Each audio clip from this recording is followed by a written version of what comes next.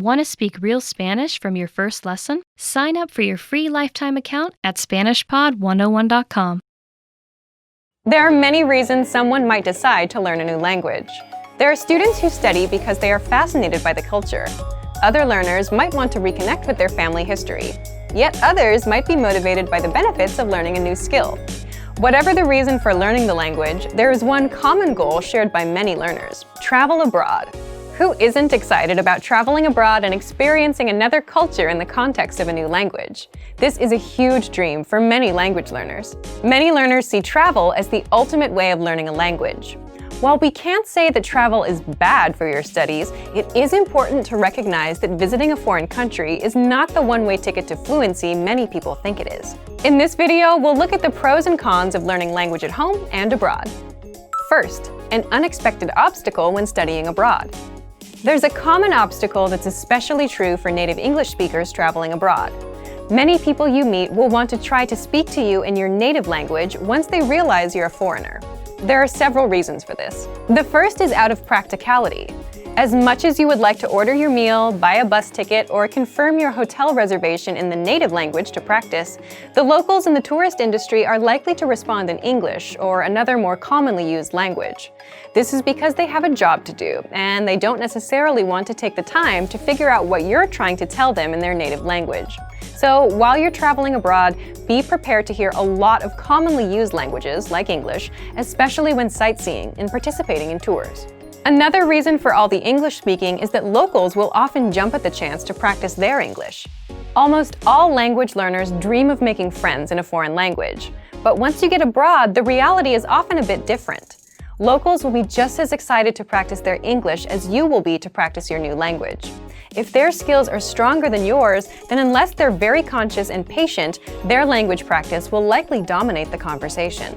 There's also the tendency to hang out with people who are similar to ourselves. By sheer force of human nature, you'll likely find yourself gravitating toward and hanging out with people who speak your native language very well. Oftentimes, the pull of comfort and human connection is stronger than the desire to learn a language.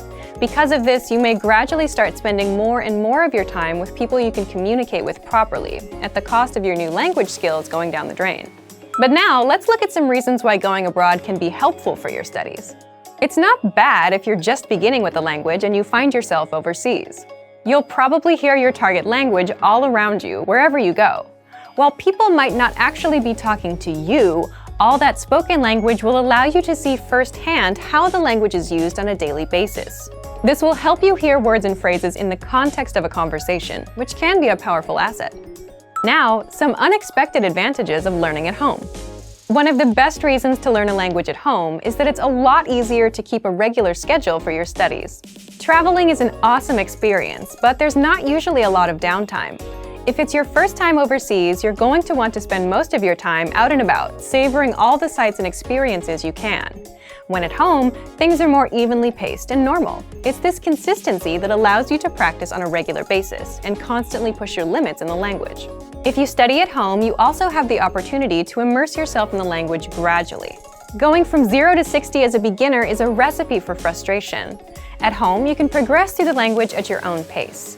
You can go through a textbook or learning program and figure out what works best for you. A plane ticket abroad isn't the only way to practice with real-life native speakers. Try to find native speaker groups in your area or even online.